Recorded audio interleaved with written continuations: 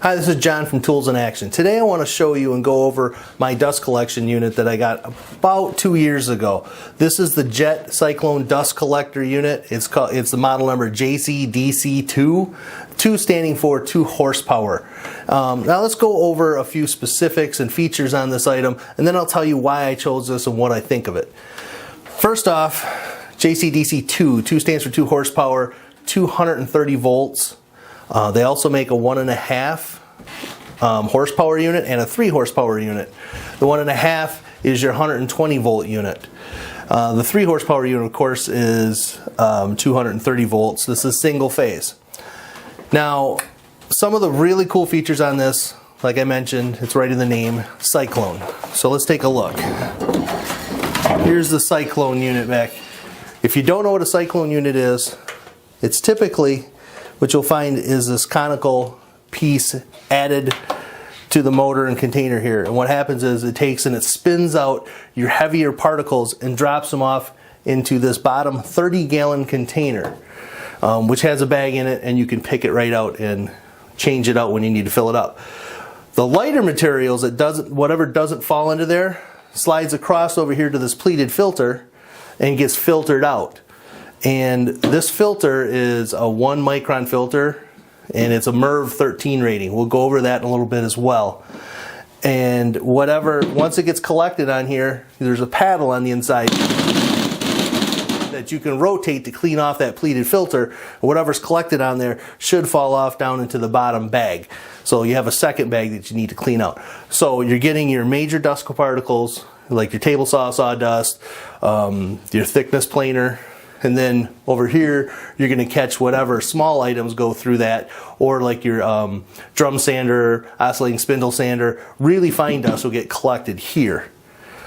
So this is a better option, in my opinion, than the bag filters that you get or just the single pleated filter, because those can plug up pretty quickly. What this does is this allows your filter to work longer and more efficiently by getting rid of a lot of other stuff that would plug it up. So I've used Cyclones in the past, absolutely love them. I think it's the best combination for a dust collector. A couple features on this unit. Let's spin it around to the other side here. That's kind of important. The connection to the filter here is a solid connection.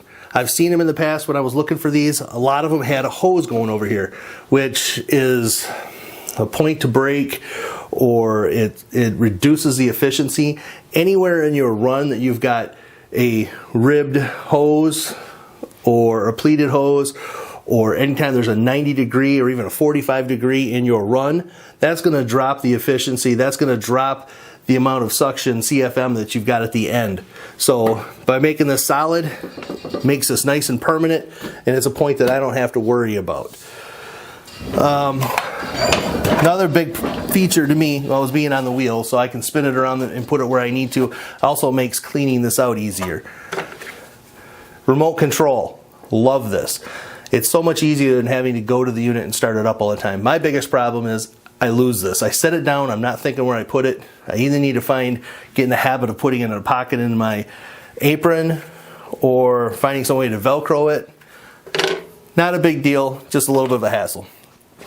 This unit has 2 ways of hooking up dust collection. You can either hook up a 4-inch hose connection to your entire run, or if you want to do a 4-inch and then something local here, like a dust broom or something, or a dust, like the Rockler dust collector for floors, you could do that. Or you can take this whole unit off and start your main trunk on a 6-inch run. That is the optimal way, is if you can run a great big long chunk of your run at 6-inch, that reduces the drop in CFMs at the end. On and off switch. Then you have the green button here if you don't want to use the remote. That'll start the unit up. The red one will shut it down, and usually when you push it in, it locks. It's like an emergency stop. All you gotta do is twist it and it'll pop back out. Now I'm going to show you how easy it is to remove the dust bin from the unit. There's basically 2 handles here that press down the lid on the drum. You lift those up, drum slides right out. Now there is an indicator on the side of the drum here, a little window, which I find fairly useless. The one thing that is nice about it is it has a full line here. And what is important about this is if you overfill this drum, and I've done it twice now, is you get working and you don't even think about it, especially with a thickness planer, it throws a ton of chips. Once this gets filled up, it will carry everything over into your filter. Once that filter gets plugged up, you can actually hear a difference in the air suction coming. So you are not going to have the kind of draw that you should be having at your tools. For instance, at a drum sander, you want right around 600 CFM at your drum sander. So I actually have that one closest to this unit. So it has the full capacity. And once you plug up that filter, you're going to be putting dust out into your shop, which is not good. Inside this is a little cage. And what this does is it goes all the way to the bottom, and it keeps the bag pressed against the sides. That way the suction doesn't suck the bag up and not have anywhere for the dust to go. Now, one thing I have found on this is the feet on here are little hooks on the bottom. They're just bent pieces of metal. And the first year that I used this, I was catching the bag when I would pull it out all the time and put a hole in the bag and rip it. So then when you carry it out, you're taking sawdust and then you wreck your bag. I like to reuse these bags. So what I did is I took a piece of Luan, cut a circle, put it in the bottom of this, now set this cage on top of it, and it prevents the feet from grabbing the bag. It makes change out really simple. So once you're done, all you have to do is put it back in, get that cage below, slide it underneath, and turn your levers. And these levers are adjustable too. There's little nuts on here that allow you to change the pressure down onto the drum. So once it snaps into place, you're ready to go. Now moving to the fine dust collection bags, a little smaller, simple to change out. It takes a little finagling, and the best way I found out how to do this is just to release this band, slide it up, because you can take it all the way off. What I like to do is slide it off, clamp it back down, because this thing can be a little cumbersome to get back into place. Drop the bag down, empty it, slide the bag back up, and then slide this buckle down. See, as you can see, seeing around this can be a little bit of an issue. So if you have to pick it off, you can pick that off and then clamp it back on. What you want to make sure is you periodically clean this filter. If you don't and it starts plugging up, and let's say you send stuff across, cleanup on this can be a pain in the butt. It's a sloppy mess. I have a shop vac, I drop the bag down and actually have to stick the shop vac up inside, because inside this there's areas where it can catch, and I had whole piles of sawdust in there. So if you're vigilant and you keep this filter clean, you'll be fine. Otherwise, it's going to be a little bit of a messy cleanup. Now let's talk about this unit as my go-to shop dust collection system. First thing, I have limited height in my shop. I have 7 foot at best on my floor joists, because this is a basement workshop. So they actually have this unit listed as a height of 72¼ inches tall, which I just checked it myself. I ran a level across here with the tape measure, and it's 69 inches. So for some reason they're off 2 or 3¼ inches. Not sure why, but so this definitely fits in my 84-inch height. There are a lot of other Cyclone units out there that have a longer Cyclone here, and it's quite a bit taller, and they go up 6.5, 7 feet tall, higher than what I could put in my shop. So that was one thing that drove me into this particular style of Cyclone. There's several other companies that make them that look like this. Another reason is CFM. This one was able to give me a large enough CFM where I knew that I could get anything in my shop running, and typically I can have up to 2 blast gates open at a time. When you get one of these units, you put blast gates in, you're going to go around and open them and close them when you jump from machine to machine. So if I forget to close one and open another one, I'll have enough suction there to run my equipment. The 110 unit, according to the ratings, I didn't have any confidence that that was going to be handle what I wanted to.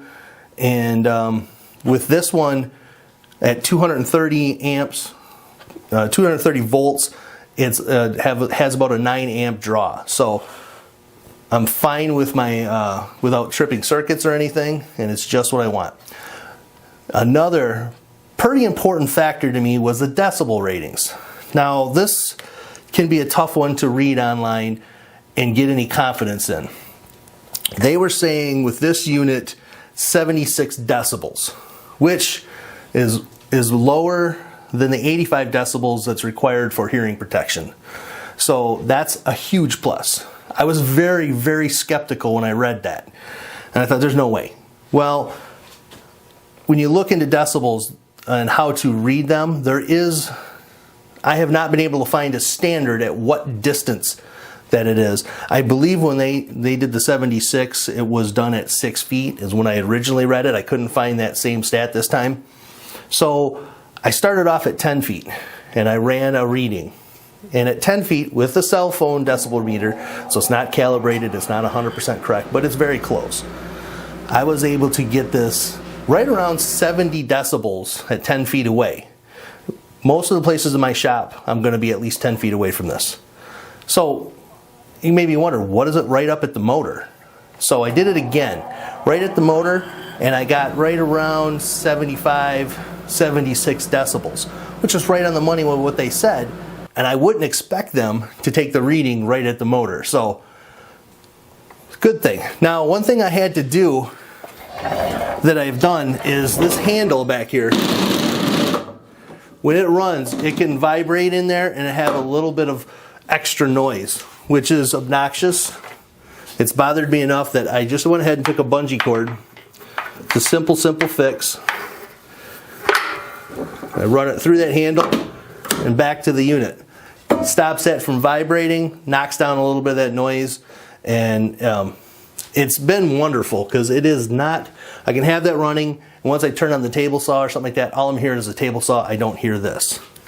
Now, one last thing I want to talk about is the MERV rating, the efficiency. Everybody knows dust, workshop dust, is a cancer-causing issue, a lung issue, asthma issue. It can have all kinds of long-term chronic effects. Now, they have this down as a 1 micron unit, 13 MERV. Looked up MERV, and MERV is a minimum efficiency, what is that? It is a minimum efficiency rating value. And there are several ways, several different items in this that they have it rated at.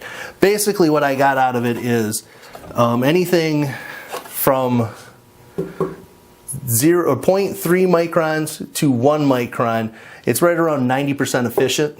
And what they have this listed as 99% efficient on 2 micron elements. And the ones that we're worried about in the shop is the 2 to 10 microns.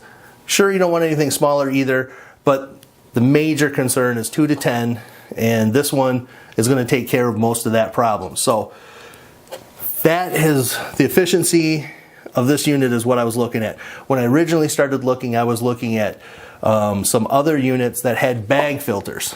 And I had somebody try to sell me one of those at one time used. I looked up the bag and it was something like 20 microns. Or I've seen them anywhere from 5 to 20. I believe this was a 20 micron bag, and I'm like, we're just going to blow the dust out in the atmosphere and it's not going to be any good. So that is one of the main things you should look at when you're looking at a dust collector is how efficient it is at the smaller micron ratings. One last thing I want to you got this unit and you get it in your shop. The one thing you need to do is spend some time putting together a good dust collection run of piping. In order to do that, it's going to take you some time. I went ahead and also statically ground my unit too back to this unit, and the reason why is I did hear some sparking from my thickness planer. It was throwing out tons of chips, and I could actually see a spark going from the blast gate to my copper piping. So just to be safe, I went ahead and ground the whole unit. A lot of people say you don't need to ground it. Some people say you do need to ground it. Just being safe, took a little extra time and put it together. Another thing you want to consider is what you're going to be using this with. If you're using a thickness planer and you're doing a lot of work with that, you are going to fill your drum up really quickly. If you're using a drum sander, you're going to end up having to go here and clean this filter quite often. Otherwise, you're going to lose your suction, and that's no good. So if you can keep those couple things in mind when you're using this, this is going to be a godsend for your shop. So Until next time, I'm John from Tools in Action. Talk to you later. Remember, for more exciting tool action, go to toolsinaction.com.